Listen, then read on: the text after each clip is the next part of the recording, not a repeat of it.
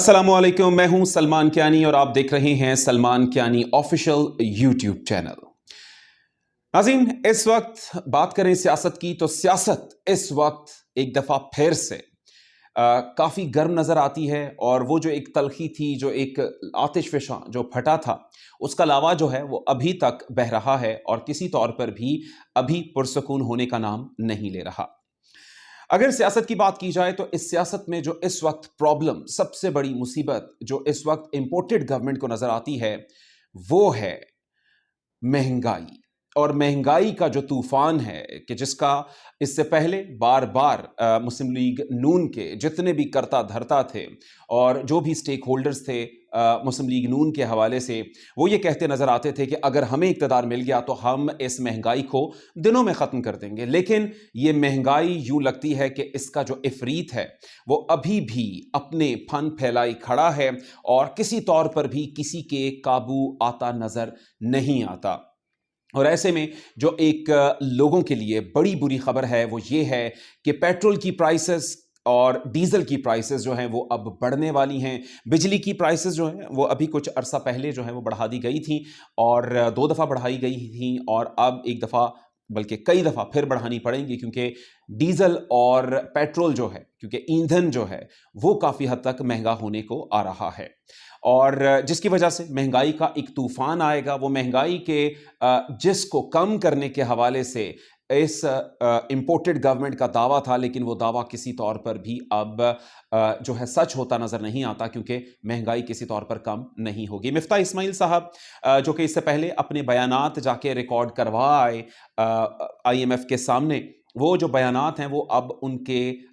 एक ऐसा ढोल बन चुका है उनके गले का कि जिसको अब वो पीटते जा रहे हैं और जिसकी इस वक्त जो गूंज है उसको कम करने के लिए उनको और भी बहुत सारा म्यूजिक जो है वो शामिल करना पड़ रहा है और बहुत सारे बयानात देने पड़ रहे हैं, बहुत सारी ट्वीट्स करनी पड़ रही हैं कि जनाब मेरा मतलब ये नहीं था। और कुरानी आयात को जिस तरह से उनकी जानिब से निशाना बनाया गया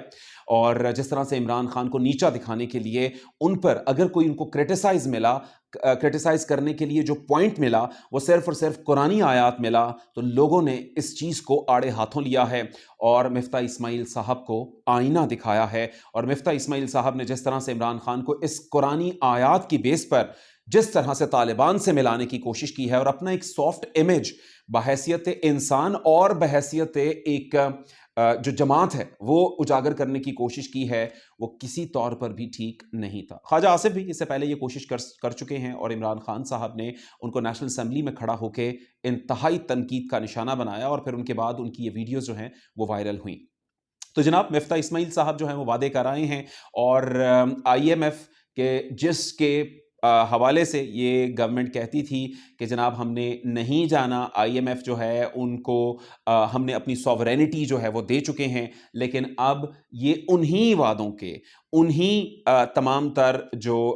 इकदामात पिछली हुकूमत की जानिब से किए गए थे उन पर खड़े नज़र आते हैं। ना सिर्फ खड़े नज़र आते हैं बल्कि उनको यकीन दिलवा के आए हैं कि जो पिछली हुकूमत ने जो जो कुछ कहा था हम उन पर मिनोअन अमल करेंगे। और ख़ास तौर पर जिस तरह से स्टेट बैंक की सॉवरेनिटी की बात की जाए तो उनकी जानिब से पहले ये तनकीद की गई थी कि स्टेट बैंक को गिरवी रखवा दिया गया है और अब उनकी जानिब से कहा गया है कि जनाब इसकी सॉवरेनिटी तो पहले ही हो चुकी और उसके बाद की जो बाकी चीज़ें थी हम उन पर भी अमल करेंगे।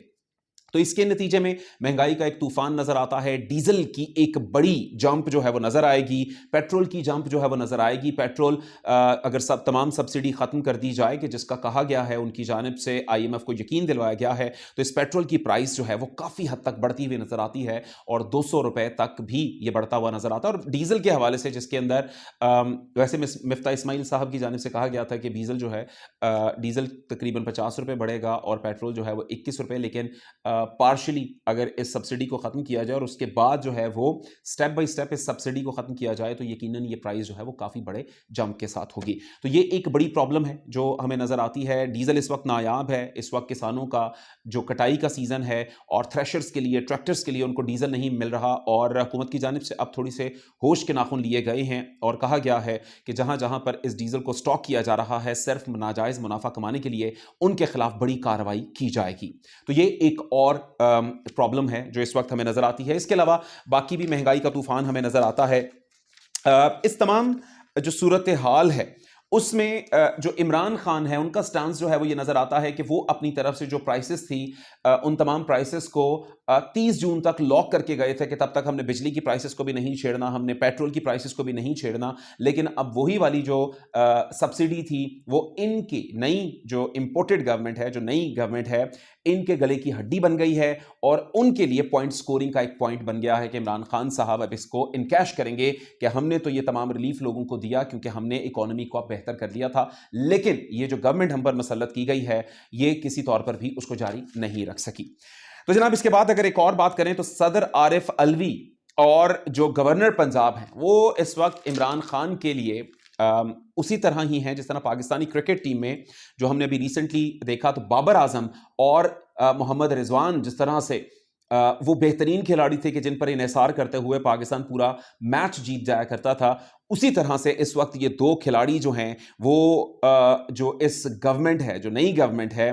जो इंपोर्टेड गवर्नमेंट कहलाती है ज़्यादातर लोगों के हवाले से, जो उनकी उनकी राय है उसके हवाले से, तो इस गवर्नमेंट के लिए एक वो प्लेयर बन चुके हैं जो कि इमरान खान के लिए बेहतरीन स्ट्रोक्स खेल रहे हैं और जिसमें इस वक्त हमें हमजा शहबाज का वो अचकन पहनने का जो एक दौरानिया है वो बढ़ता नजर आ रहा है कि वो अचकन जितना अचकन के पास होते हैं अचकन उतनी उनसे दूर हो जाती है। और जिस तरह से इस वक्त गवर्नर की जानिब से 6 सफ़ात पर मुश्तमिल रिपोर्ट जमा करवाई गई है और उनकी जानिब से कहा गया है कि जनाब ये जो इलेक्शन था हम इसको नहीं मानते क्योंकि इसके अंदर क़वाइद व ज़वाबित और आइनी जो तमाम तरीक़ेकार था उसको अडॉप्ट नहीं किया गया। तो ये एक सूरत हाल और इस हवाले से जो सदर आरिफ अलवी हैं वो भी वहाँ पर नज़र आते हैं। सदर आरिफ अलवी जो हैं वो इस वक्त एक बड़ी प्रॉब्लम क्रिएट किए बैठे हैं क्योंकि सदर आरिफ अलवी वो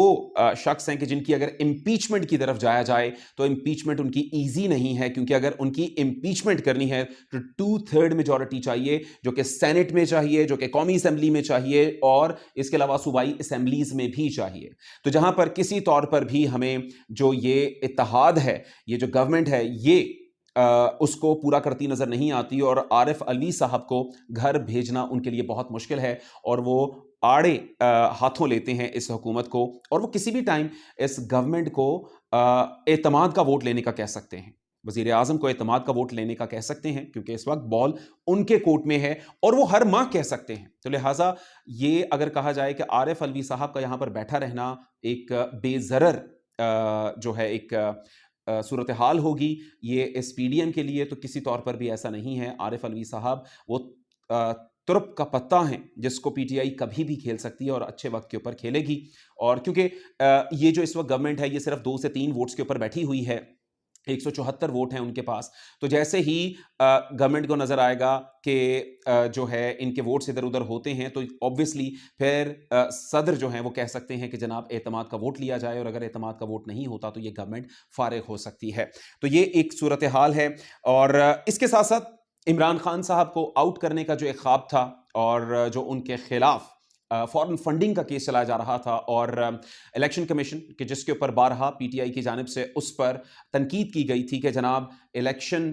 कमीशन जो है वहाँ पर जो राजा सिकंदर सुल्तान साहब बैठे हुए हैं वो नून लीग के बंदे हैं और इस्टेब्लिशमेंट के हवाले से खुले अल्फाज में इमरान खान साहब की जानिब से कहा गया कि इस्टेब्लिशमेंट की जानिब से उनका नाम दिया गया था। तो वो 30 दिन के अंदर यूँ लगता था कि इमरान खान साहब जो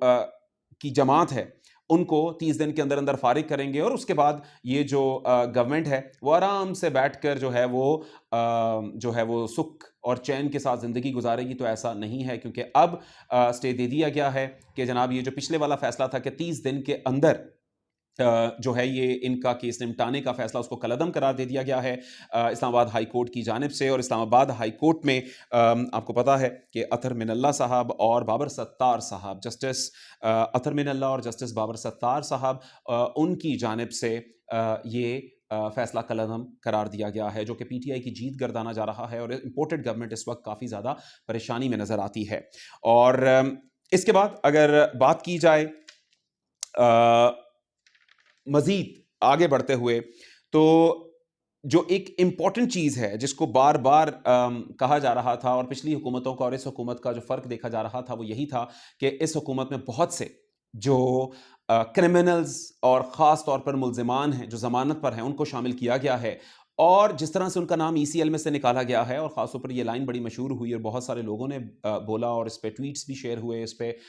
जो है वो मीम्स भी बनी कि जनाब राना सनाउल्लाह साहब ने ये कहा कि राना सनाउल्लाह बेकसूर है, लिहाजा राना सनाउल्लाह का नाम जो है वो ईसीएल में से निकाला जाए। और इस तरह से 150 के लगभग अफराद का नाम जो है वो ईसीएल की लिस्ट में से निकाला गया है। और ईसीएल में से निकालने के बाद अब वो तमाम लोग जो हैं वो बैरून मुल्क सफ़र कर सकते हैं। और इस हवाले से बहुत ज़्यादा लय-दे हो रही है इस हुकूमत के हवाले से और इसकी लेजिटिमेसी को चैलेंज किया जा रहा है। तो ये जो हुकूमत है इसके लिए अगर ये समझती है कि बहुत आसान है सब कुछ और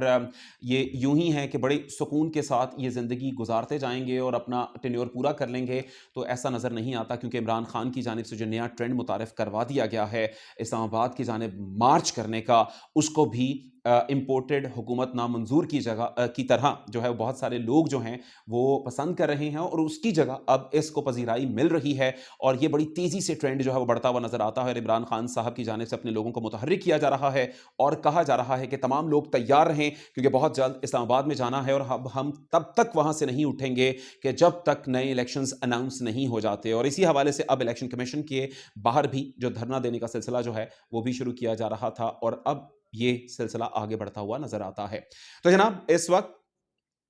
अगर ये कहा जाए कि इंपोर्टेड गवर्नमेंट जो है वो किसी तरह से सुकून में है तो ऐसा नज़र नहीं आता। उनके लिए काफ़ी टफ टाइम है और ख़ास तौर पर जिस किस्म की